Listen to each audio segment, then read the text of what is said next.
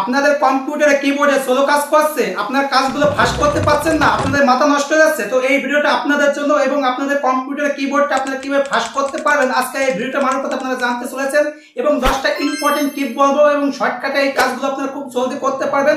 10 ঘন্টার কাজটা আপনারা 1 ঘন্টার মধ্যে করতে পারবেন এবং শর্টকাট কাজগুলো না জানলে আপনারা কম্পিউটারে বিগিনার হতে পারবেন না। তো ভিডিওটা শুরু করার আগে ফটাফট করে আপনারা লাইক করে দেন, লাইক করে দিলে মোটিভেশন বাড়ে, এরকম সম্বন্ধে ভিডিওর জন্য আগ্রহ থাকে। চলুন আমরা শুরু করি। কন্ট্রোল প্যানেলটা ওপেন করবেন।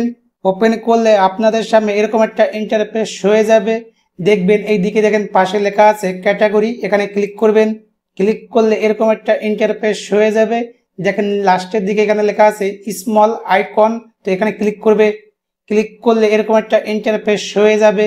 দেখবেন এখানে লেখা আছে কিবোর্ড, এখানে ক্লিক করবেন। ক্লিক করলে এরকম একটা ইন্টারফেস হয়ে যাবে। এইগুলো যদি আপনাদের যদি মিডিলে থাকে তাহলে এইগুলো আপনারা শর্টে নিয়ে আসবেন, এইভাবে নিয়ে আসবেন শর্টে। তার নিচেরটা যদি মিডিলে থাকে এইটা আপনারা ফার্স্টের দিকে নিয়ে আসবেন। তার নিচেরটা যদি মিডিলে থাকে তাহলে এইটা আপনারা ফার্স্টের দিকে নিয়ে আসবেন। নিয়ে আসার পরে এখানে এপ্রুভে ক্লিক করবেন। পাশে দেখো লেখা আছে ওকে, ওকেতে একটা ক্লিক করবেন।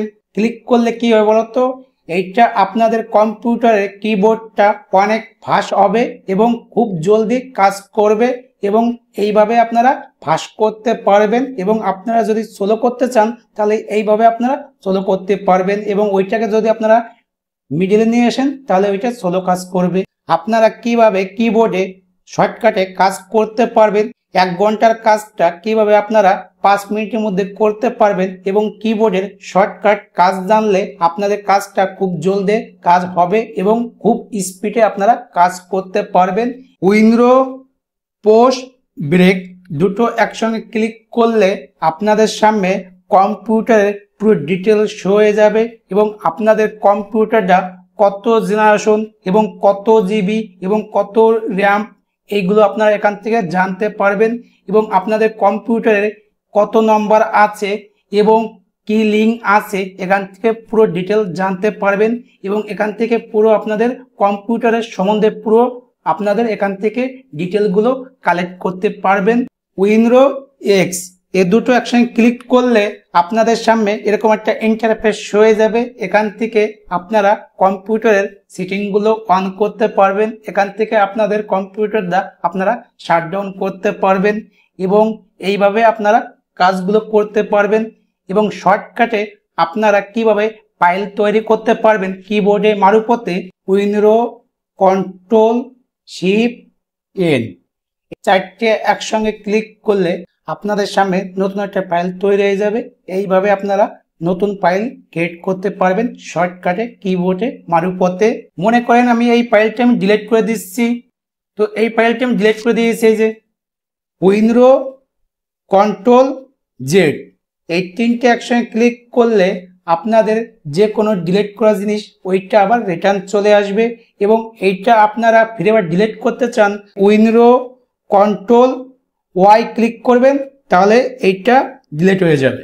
উইন্ডো জি এই দুটো একসঙ্গে ক্লিক করলে এরকম একটা ইন্টারফেস হয়ে যাবে। এখান থেকে স্ক্রিন রেকর্ড করতে পারবেন এবং আপনারা যদি কম্পিউটারে যদি ক্যামেরা ফিট করতে চান এখান থেকে আপনারা ক্যামেরা ফিট করতে পারবেন। এখান থেকে আপনারা স্ক্রিন রেকর্ডিংও করতে পারবেন।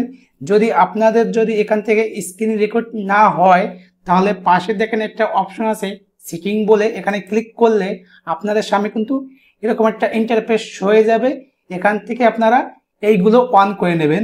উইন্ডো আই এই দুটো একসঙ্গে ক্লিক করলে আপনাদের সামনে এরকম একটা ইন্টারফেস হয়ে যাবে। এখান থেকে আপনারা কম্পিউটারের সেটিংগুলো করতে পারবেন। এখান থেকে আপনারা ডিসপ্লে সেটিংগুলো করতে পারবেন। ওয়ালটি এস এই দুটো একসঙ্গে ক্লিক করলে এরকম একটা ইন্টারফেস হয়ে যাবে।